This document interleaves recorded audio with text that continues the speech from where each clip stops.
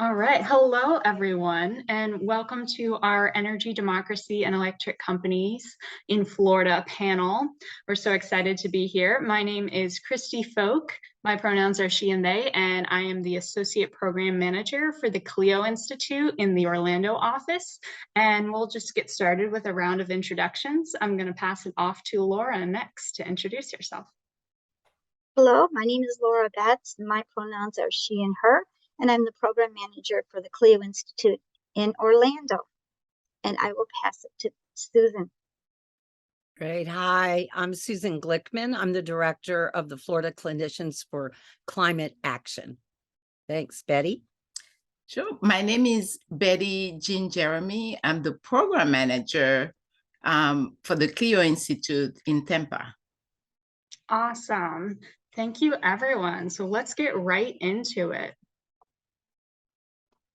So what we did for our project is we took a look at this Energy Democracy Scorecard, and it's an organizing tool for community leaders to advance policies and projects that sustain the goals of energy democracy. So this was a tool that we used, complementary tool to other resources. So we created a worksheet to go over various topics regarding energy democracy, which I'll get into in just a moment. And so we used a ton of different recent reports and various comprehensive sources for consistency. So we analyzed 4 different utility companies in Florida on these various rubrics. So everything that you're going to hear in our presentation came from sources. It's not our opinions, it's backed up by data.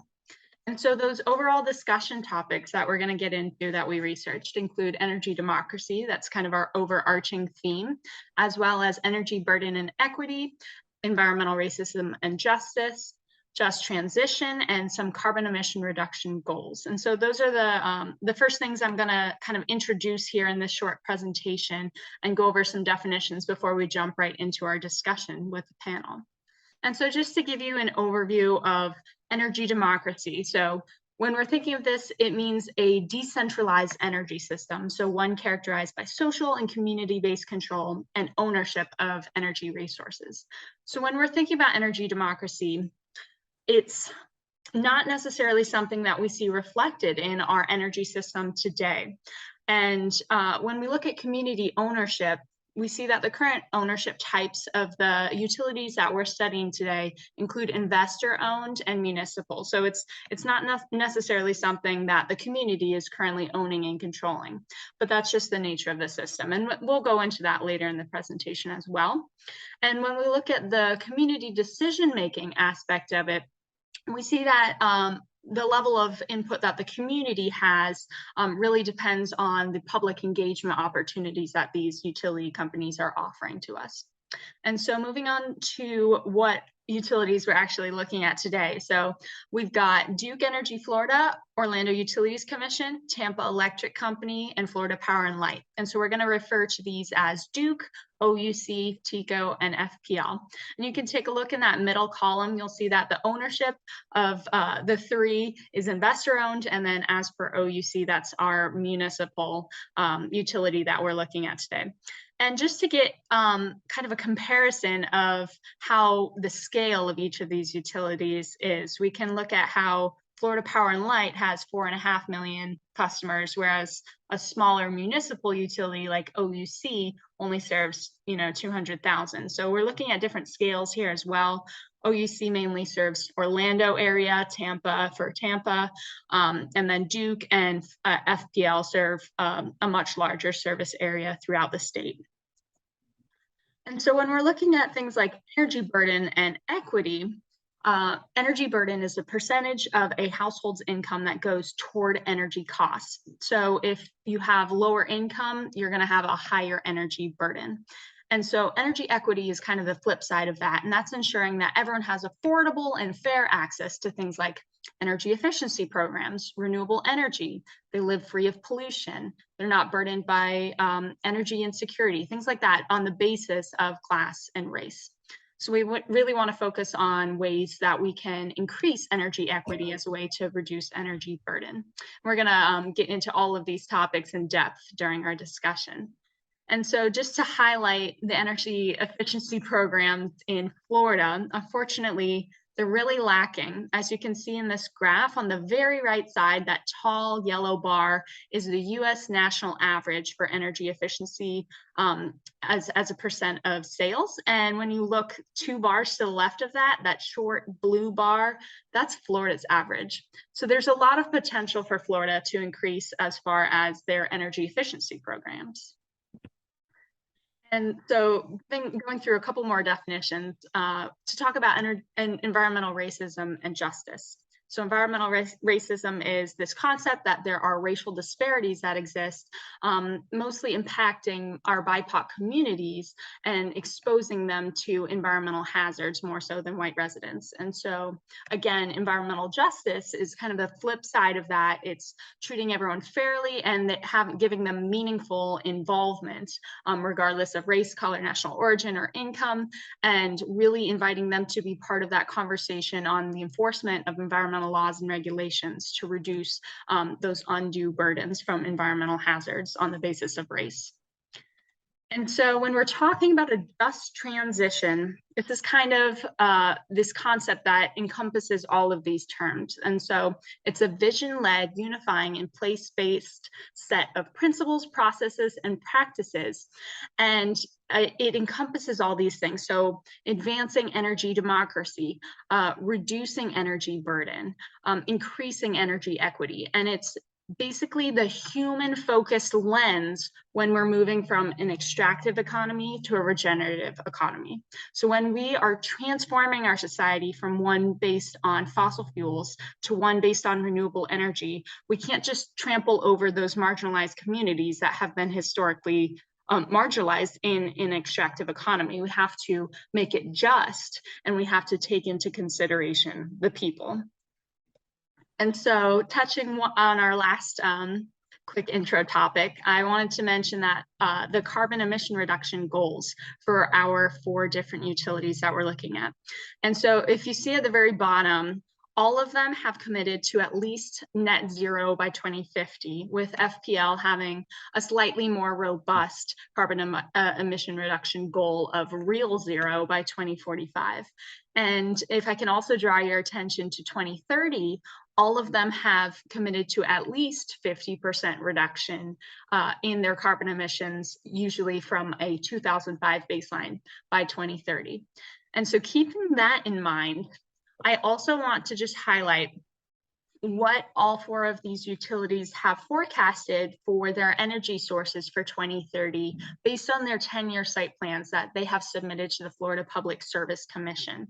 And so as you can see with these graphs, that light gray color refers to fossil gas or natural gas, which we know is a fossil fuel. And so, for example, Duke and TECO are both expecting to rely on over 75% of their energy coming from fossil fuels in 2030, while they also have this carbon reduction goal of 50% by 2030. So there's kind of a disconnect here as far as what they're planning and the initial investments that they're making right now and what that's going to look like in the next decade going forward. So that's just something to keep in mind.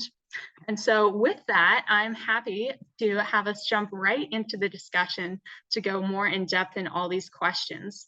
So I'm going to start by asking a question of Laura. And our first question is, how do the recent rate increases that each of the utilities have been making in Florida, how do those increase energy burden? So go ahead and take it away. Okay, thank you, Christy. Nationally, the median energy burden is 3.1%, and the medium low-income energy burden is 8.1%. But in Orlando, 20% of the most burdened tracts have an average energy burden of 6.7%. And a quarter of the low-income households have an energy burden above 12%. In Tampa, an area, 21% of Tampa households have a high energy burden above 6%, Black households, 27%, and in the Tampa metropolitan area, based on a group Multifamily income households, 4.9%. Older adults, 3.8% experience the highest median energy burden in Tampa. While natural gas, it's difficult to predict, but the scenario from the U.S. Energy Information Administration thinks that natural gas will probably double within the next 10 years. This would increase our energy electric bills $360 per year for everybody. This doesn't take into account what's happening right now in Ukraine. This doesn't take into account how our energy bills will be much higher because of climate change and the impact of extreme heat. This is, an emergency, because when people are experiencing energy burden, they can't pay their energy bills. It's an emergency. It's life or death. And we are talking about many utility companies now that have invested specifically in gas, and that's bad for us. Those are stranded assets. Instead of going straight to renewable energy, we're stuck with these assets out there that are going to increase in expense for who knows how long. I think that we'll have to ask our expert Susan, but I think that those stranded assets are probably going to be running for a number of years. Yeah, that's great. Great information all about that. And you mentioned International Energy Agency. They also came out with a report saying that we can't build any additional fossil fuel infrastructure after 2021 if we want to stay with those Paris climate agreement goals of keeping warming below 1.5 degrees. So this leading energy agency has told us we can't be building any more fossil fuel industry, and yet there are still plans in the works for expanding gas. So very important consideration for the future of energy in Florida. So I'm going to move it right along to the next question. And we're going to transition to talking about energy equity. So I want to ask Betty next. Why is energy equity important? Take it away. Thank you, Christy. I would like to start truly by emphasizing that energy should be available to all. And also a point that is worth mentioning is that as of now, just like Laura mentioned, people of color, households with elders, young children, and renters are less likely to have consistent access to energy. So energy equity, what should we expect? It really means that ensures that everyone is able to pay their bills, right? Their electric bills. They have access to a healthy home and a healthy workplace environment. That energy, their homes should be weatherized and energy is not wasted. So programs should be put in place for renewable energy, and like solar panel, electrical, transportation, as we will hear more in depth from Laura and Susan in the next segment, and so on. So throughout my research, right, I went through to TECO's website, and I realized that, in fact, very few programs are put in place. And so far, what we have is TECO has invested around $250,000 to the Tampa Bay History Center, and has a payment plan in place for those who cannot really pay their monthly electric bills. What does that mean? To me, it means that TECO has been investing in dirty fossil fuel instead of really investing in renewable energy. And now we have this situation where the electric bills are getting higher, and who's paying for it, the cost for it? The community is.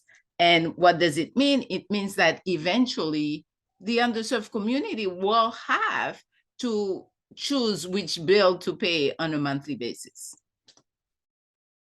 Yeah, that's right. That's I mean, just totally highlighting why we need to be expanding these programs and considering the people again.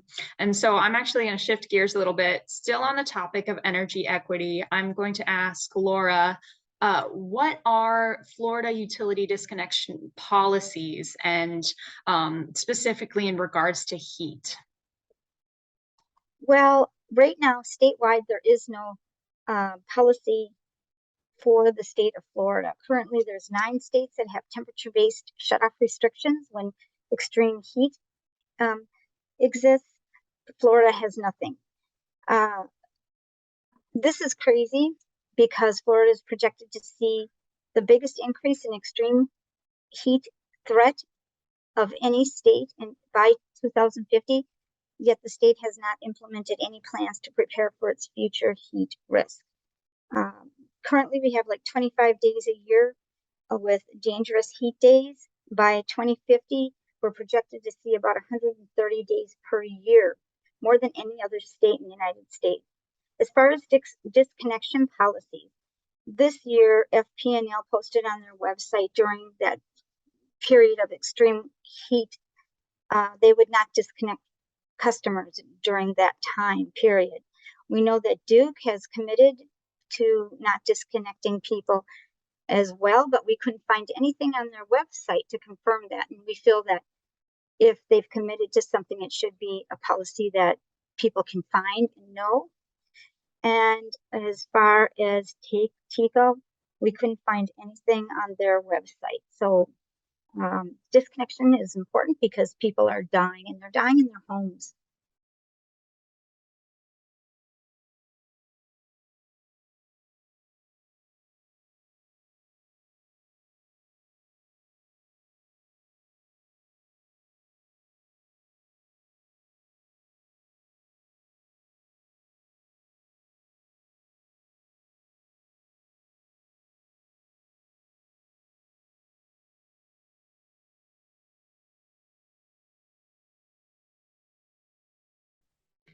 Yeah, and that's a perfect segue to my next question. I'm going to throw it back to Betty one more time on the same topic. Who is most impacted by this energy system, and have they been involved in meaningful community outreach?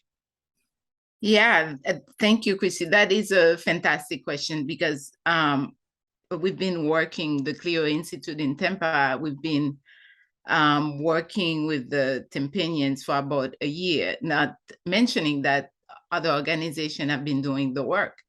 But definitely the low status or underserved community are being impacted the most, right? With the current energy structure, I would like to say. We definitely need solution in helping mitigate this effort. And a few things that come to mind will be starting to work with electric company to develop a decentralized plan. So we use rooftop solar, facilitate connections between the community and solar programs, right? So that is just, 2 things that came to mind. Although during my listening sessions, the community has expressed, strong views with listening sessions that the CLEO Institute has conducted, surveys, and informal conversation. We have not seen many changes as of yet. As a matter of fact, I remember a gentleman expressing his view in one of our listening sessions, talking about the struggle that he has in paying his bill on a monthly basis. And this particular gentleman, as he was speaking, is suffering from asthma, suffering from respiratory issues, and the saddest thing, and heart issues. Sorry about that. But the saddest thing for me was the fact that he was unable to connect the dots as to why is it that he was having all these health issues, and therefore unable to exercise his right by using his voice. So these examples many examples, many stories that I have heard throughout the listening sessions of people who have issues, but yet not exactly knowing where it's coming from. So, which is why our work is so important in the field, because then it gives voice to what the electric company is doing and the solutions that we need to, pay attention to. So, but in saying that, here's another aspect of the work, the structure that I like to bring about is that the fact that these communities are often excluded from the decisions and the conversations that aim at addressing, right, different issues like air, water pollution. We're talking about health issues, safety risk, that when we add the crisis, the climate crisis to it, and it sort of like provide that financial hardship that is chronic, because once you're in that space, it's very difficult for you to get out of this hardship. Therefore, yes, we need program in place. We need people on the ground to really address these issues for sure. Thank you. Yeah, definitely. And just one of those solutions that we kind of mentioned before that I want to get more into is energy efficiency. And so I'm going to pass the next question on to Susan and invite you into the discussion now. So the next question is there fair access to energy efficiency programs right now? And you can even talk a little bit about solar and community solar as well, if you'd like. Great. Thank you. To set the stage for that conversation, people really do need to understand what is the utility business model that they use. So 75% of Florida, and Christy, you put that up on your chart, is covered by these investor-owned utilities. About 15% are the munis like Orlando, OUC, Jacksonville, JEA, Tallahassee, Lakeland. They have their own utilities. And then there are some rural electric co-ops, but the lion's share, and is pretty obvious, those investor-owned utilities which make a lot of money, they are sort of the political powerhouses in the state. So our law is such that every 5 years we come in and we set conservation goals. And it's part of our Florida's utility planning process, which is actually very disjointed because half the states do what's called integrated resource planning, where you put supply and demand, which is the energy efficiency piece, on a level playing field, and they get better outcomes. But we don't do that in Florida. We separate out. So we're going to talk for a minute about the every 5-year conservation goal setting, which is called FECA, the Florida Energy Efficiency and Conservation Act, which is separated out from when the utilities want to build new power plants. When you build new power plants, or any kind of capital expenditure like building transmission lines or undergrounding, that is what goes into your rate base. So that gets spread around. Those capital expenditures go into the rate base and people pay for that across the rate base. In addition to that, they're also passing on costs for gas, fossil fuel gas. So if you do energy efficiency, there is no fuel cost. If you put up solar, the fuel is the sun. So there's no additional fuel costs. So those are low cost ways to meet our energy need.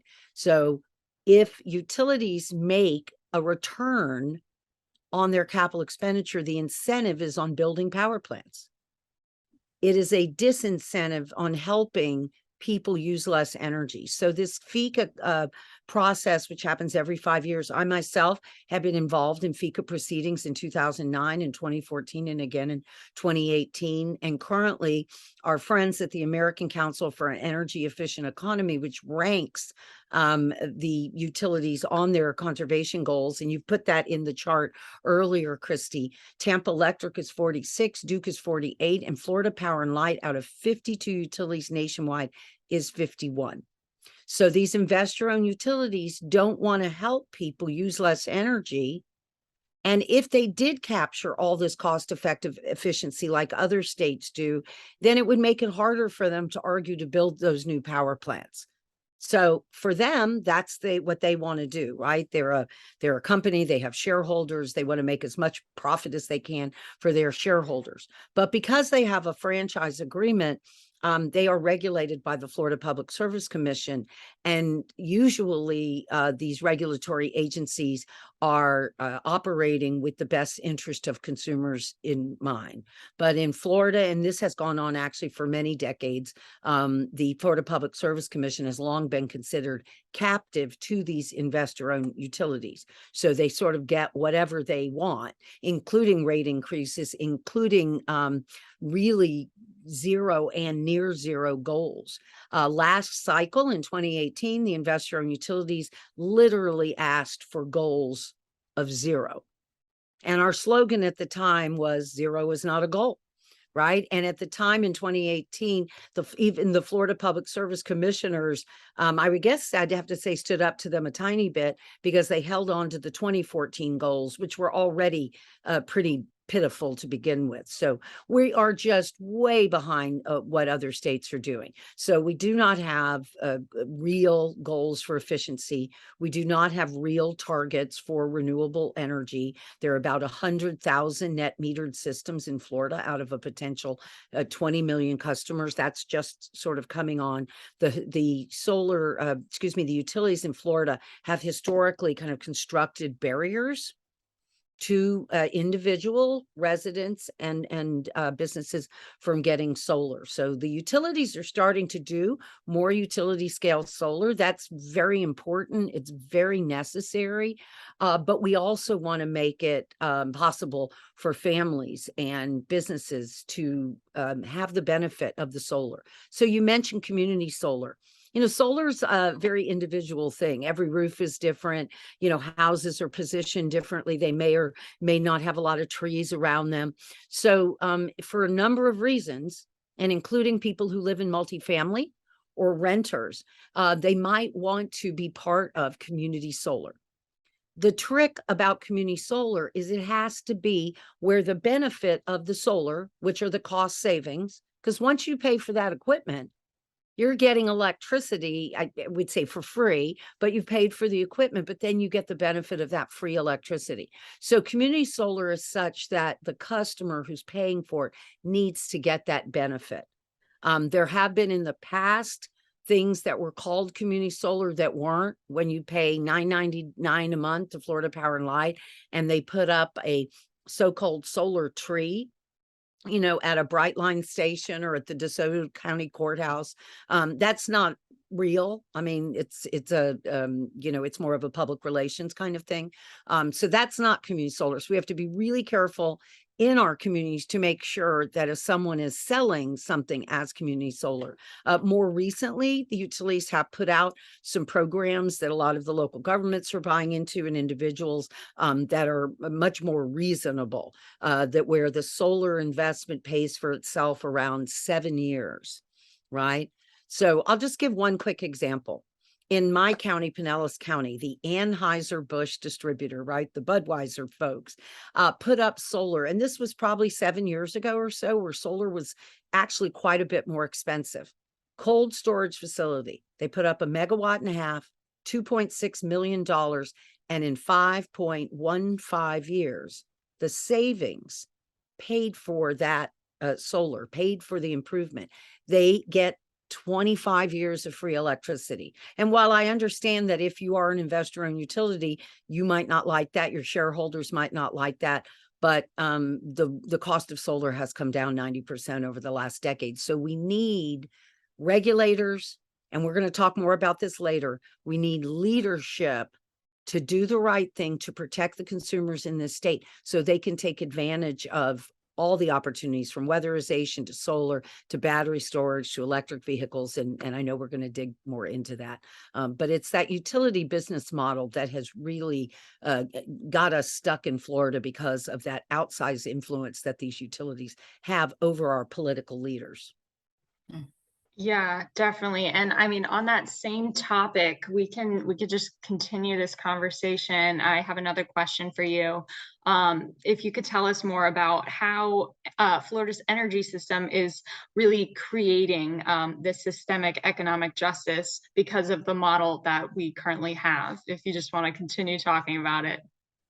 So let's talk about the Florida Energy Efficiency and Conservation Act. And on September 27th, there's going to be another workshop about the process of that. So when in Florida, when you sit down to set conservation goals, the first thing that the utilities do is they deploy a 2-year payback screen. So they take everything off the table. They eliminate the cheap stuff, right? That means if there's a measure like a hot water heater blanket that pays for itself in less than 2 years, they eliminate it.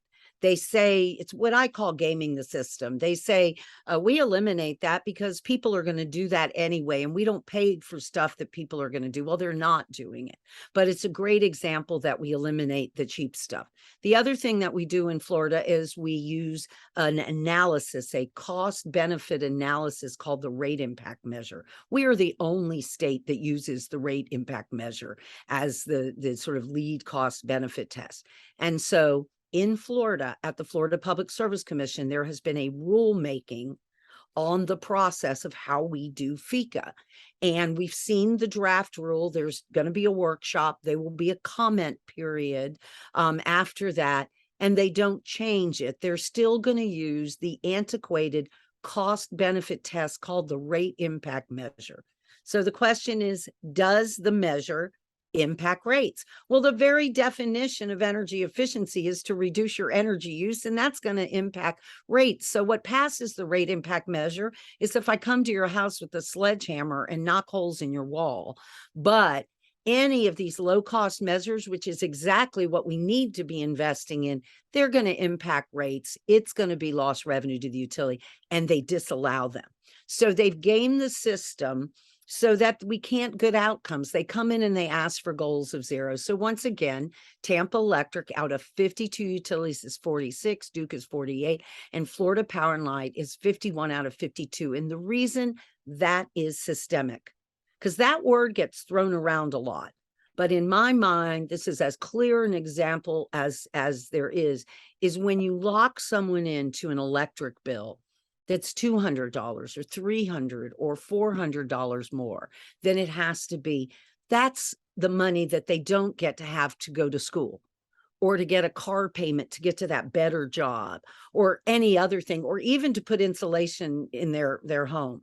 We have a whole nother set of issues with people that rent, because there's an inherent, so now we're back to the word systemic, right? There's an inherent disincentive for landlords to make properties more efficient because generally they don't pay the electric bill. And in fact, that prohibition against the third-party sale of electricity, if you own multifamily and you want to put solar on your roof and just include it in the rent, right? You can't do that, because you're not allowed, no one other than your government assigned monopoly utility is allowed to sell electricity, because we're one of only 4 states where the law expressly prohibits anyone other than your government assigned monopoly utility from selling you electricity. So these are the kinds of policies that make it systemic, and there's economic, systemic economic racism, and then there's purely race, because you end up with higher percentages of people of color that are suffering. So we have these incredibly high energy burden. JEA, Jacksonville, has the highest energy burden in the state. In the 2018 FECA proceeding, OUC is owned by the city of Orlando, and they came in with the worst energy efficiency programs in the state. There's absolutely no excuse. And then the last connection that I want to make is we are 75% across the state reliant on gas. Back in 2005, when Jeb Bush was governor, he was hair on fire because we were 48% reliant on gas. We have known about this for a very long time. But the 2 biggest utilities in the state of Florida, Duke and Florida Power and Light, whose parent company's NextEra, they own a pipeline. They built a pipeline that goes from Alabama to Central Florida. And the fact that they are bringing this gas into the state to supply these gas plants mean even though fuel is a pass-through. So, right, we talked about rate increases when you do capital expenditures. Fuel is a pass-through, but fossil gas is through the roof. It's through the roof in part because of what Laura said earlier, the Russian invasion of Ukraine. But gas prices have always been volatile. This is not something new. And Jeb Bush was calling for fuel diversity and renewables in 2005, and we did nothing but to grow our addiction to gas. So we're bringing more gas into the state, and that was done purposefully. So I'll just, as an example, Florida Power and Light got an 18% rate increase. So that's to pay for the power plants themselves. On top of that, they passed on $1,111,000,000 in gas already that was approved. And they've already signaled they're coming back for another $1,111,000,000 for gas. Of course, they're 51 out of 52 in offering efficiency. And the CLEO Institute is well aware of this, that at their 10-year site plan meeting, they proposed another gas plant, another 700 megawatts of gas. They cited a 1989 cold snap in Miami as the rationale. And the CLEO Institute, among others, it shared that really spurious claim, and they withdrew that proposal. I would suggest that they will probably be back because they want to build gas plants, put major assets into their rate base, and people pay for that. So that's systemic. If we have policies that consistently put people in a position where they can't reduce their energy bill, they have no access to financing, right? Or they're renters and you're sort of stuck. That's systemic, and we can do something about that. And it's a lack of political leadership is the only reason that we're not. Yeah, I mean, definitely. Like it's scary to think how reliant Florida is on gas and that it's truly affecting everyone, especially the most marginalized, the low income people who are already suffering, increasing their energy burdens. So that leads me to my final question in our last few minutes here together. I just want to ask Susan, what is missing from meaningful action? What more can be done as we go forward? There's a lot that can be done, and we have the tools. We know what to do. It's the lack of leadership, and that can be at the local level, but first and foremost, because we've been talking about the Florida Public Service Commission, that is the governor of the state of Florida. The governor of the state of Florida appoints the Florida Public Service Commission from a slate of potential candidates that's given to him by a legislative committee. So there's a joint committee in the legislature. Sometimes they have maybe a few other folks, but it's largely legislators. Now, remember, because I talked about the outsized influence, the utilities give enormous amounts of money to the campaigns of the legislators. They give to their political action committee, the political parties. They hire scores of lobbyists. The amount of money that goes into this process, is really enormous. So that's who makes the decision. It's the Florida Public Service Commission. And as an example, the current governor actually appointed the daughter of the next president of the Senate at 28 years of age to the Public Service Commission. So, again, and she may be the best public service commissioner ever, but it's not hard to see the linkages between where a lot of money is given. So it's all about political leadership. And there are opportunities. I'm a board member with Solar Energy Loan Fund. It's a community development finance institution. And there's been some new laws passed in Congress that's going to help bring monies down to help people weatherize. For instance, there's $27 billion in green bank money. So SELF would be a great example. 75% of their loans are in census tracts for low and moderate income people. So if you can finance a new roof, windows, a new air conditioner, you can actually reduce your energy bill by as much as a third with a high efficiency air conditioner. There are going to be some significant, rebates for things. And now the Biden administration is having the wisdom to not only make them after the fact rebates, but payments to buy it down. So an induction stove, for instance, right? And you're going to reduce your energy bill. Affluent people get more efficient all the time. You're getting a new windows or a new appliance. So it is the people who can least afford it.